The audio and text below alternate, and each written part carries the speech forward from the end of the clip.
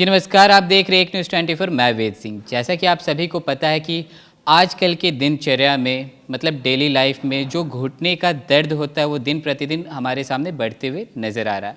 मतलब घुटना से रिलेटेड जितने भी जोड़ों की जो दर्द होती है वो दिन प्रतिदिन आम बात होते हुए हमारे सामने नज़र आ रही है। तो ये आखिरकार जो घुटनों में जो दर्द होती है इसकी कारण क्या होती है, कैसे इससे बचा जा सकता है और किस किस बातों पे ध्यान देने की ज़रूरत है। तो इन्हीं सब तमाम मुद्दों पे बातें करने के लिए आज हमारे साथ मौजूद हैं डॉक्टर अनिल कुमार जी। सर, जैसे कि आजकल क्या देखा जाता है कि मतलब एक उम्र होने के बाद मतलब लोगों के घुटनों में दर्द होना शुरुआत होता है, लेकिन अभी देखा जाए तो ये जो बातें हैं ये कॉमन हो चुकी है। ऐसा क्यों? देखिए, ये अभी घुटने के दर्द में आज जिस जिस विषय पे हम लोग चर्चा करेंगे, घुटने में बहुत तरीके की समस्या होती है।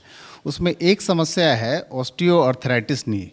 इसमें घुटने के बीच का कार्टिलेज का घिस जाना एक बहुत बड़ी समस्या है। तो आज उसी विषय पे हम लोग चाहेंगे कि उस पे हम लोग विस्तार से बात करें। घुटनों की और भी समस्या है जिसमें हम लोग स्पोर्ट्स से रिलेटेड, जिसमें खेल कूद से रिलेटेड जो इंजरी होती है, वो भी समस्या आज के दिनों में बहुत कॉमन हो गया है। तो आपका जो पहला ये सवाल है कि ये क्यों होती है, देखिए ये इसको हम लोग बीमारी के तौर पे ना लेके शरीर में होने वाले बदलाव को हम लोग ले सकते हैं। ये घुटने के दर्द की समस्या को उसमें उसमें एक सबसे बड़ा इसका कारण है कि एज रिलेटेड बॉडी चेंजेस। घुटनों के बीच का जो कार्टिलेज होता है ना, पहले हम लोग उसकी संरचना को जानने की कोशिश करते हैं।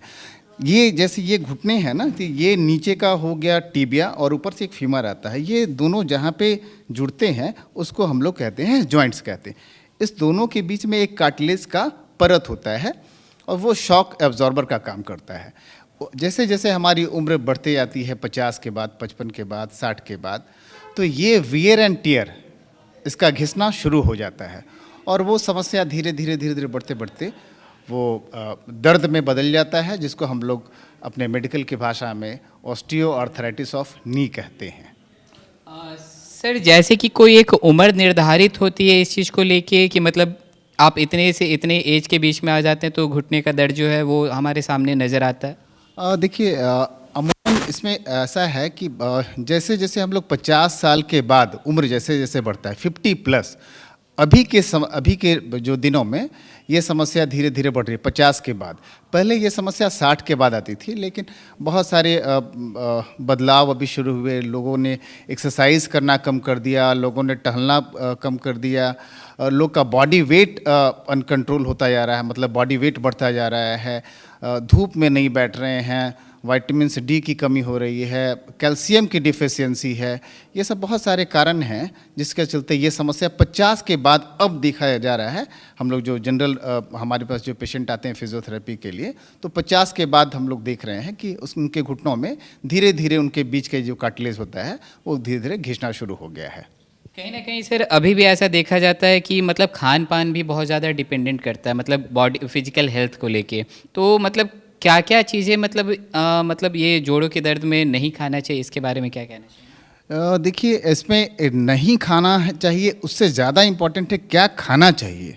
नहीं खाने वाली चीज़ें तो बहुत सारी चीज़ें हैं जिसको हम लोग अवॉइड कर सकते हैं। क्या खाना चाहिए ये बहुत ज़रूरी है। आज के दिन में सबसे पहले तो धूप का सेवन करें, जिसमें हमें प्राकृतिक रूप से नेचुरली हमें विटामिन D3 मिलता है।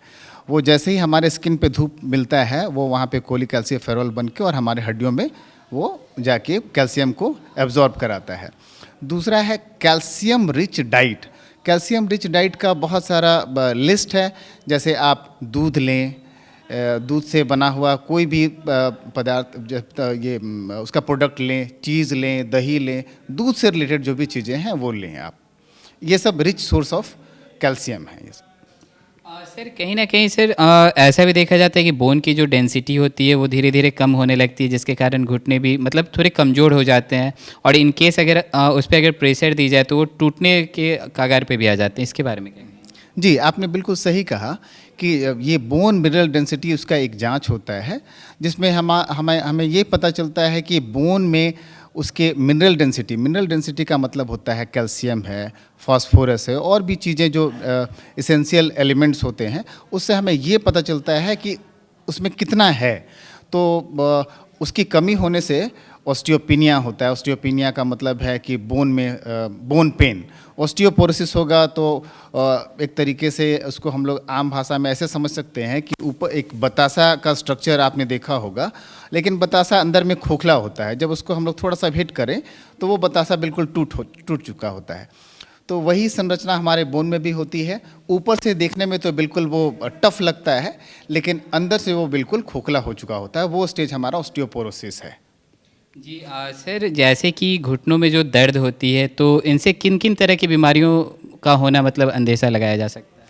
देखिए, घुटनों में दर्द होने के लिए जो अगर हमारे सबसे पहले तो हम लोग एज फैक्टर देखते हैं कि 50 साल के बाद वाले उम्र के हमारे लोग आ रहे हैं, तो उनसे उनकी पूरी हिस्ट्री हम लोग लेते हैं, कब से हो रहा है, उनका कैसे शुरू हुआ, और चलने में दर्द है कि नहीं, सीढ़ी चढ़ने उतरने में दर्द है कि नहीं, उनका जो अपना नॉर्मल जो रूटीन लाइफस्टाइल है, जैसे चेयर पे बैठना, टॉयलेट यूज़ करना, टाइप्स ऑफ टॉयलेट्स, जैसे इंडियन टॉयलेट्स है, वेस्टर्न टॉयलेट है, बहुत सारी चीज़ों को हम लोग पहले असेस करते हैं।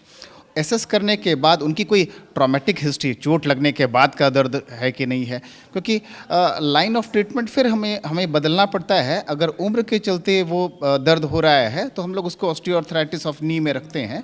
लेकिन अगर ट्रॉमा की वजह से हुआ है, जैसे यंग एज में स्पोर्ट्स इंजरी हम लोग कह सकते हैं, लिगामेंट टूट गया, कार्टिलेज टूट गया, मेनिस्कस टूट गया, तो उसका इलाज हम लोग अलग तरीके से हम लोग उसका करते हैं।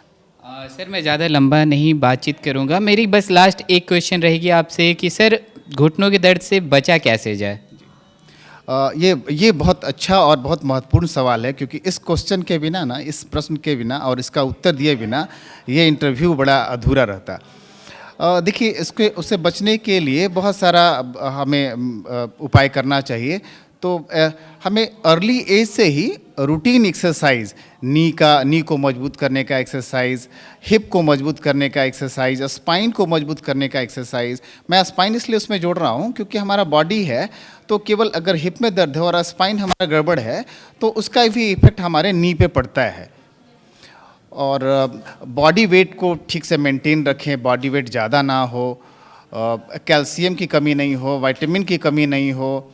आप एक्टिव रहें, फ्लेक्सिबल रहें, खेल कूद में भाग लें, पार्टिसिपेट करें, और किसी वेल ट्रेंड फिजियोथेरेपिस्ट से ही इसका एक्सरसाइज सीखें। यूट्यूब और ये सब चीज़ों पे बहुत सारे ऐसे लिंक होते हैं जो आपको मिसगाइड कर सकते हैं, तो किसी योग फिजियोथेरेपिस्ट से आकर ये सब सारी एक्सरसाइज वगैरह आप सीखें। जी, जानकारी के लिए धन्यवाद सर।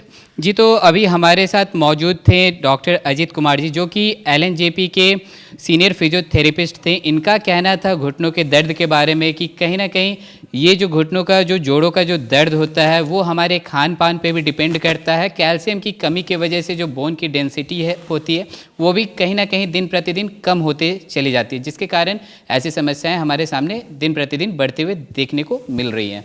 तो हमें अपने डेली रूटीन पे भी ध्यान देनी चाहिए और रेगुलर एक्सरसाइज भी करनी चाहिए, क्योंकि हमारे मेंटल हेल्थ के साथ साथ हमारा फिजिकल हेल्थ का भी होना बहुत ज़रूरी है। तो और भी ऐसे तमाम खबरें देखते रहने के लिए आप देखते रहिए न्यूज़ 24। मैं वेद सिंह से होगी करण के साथ, पटना।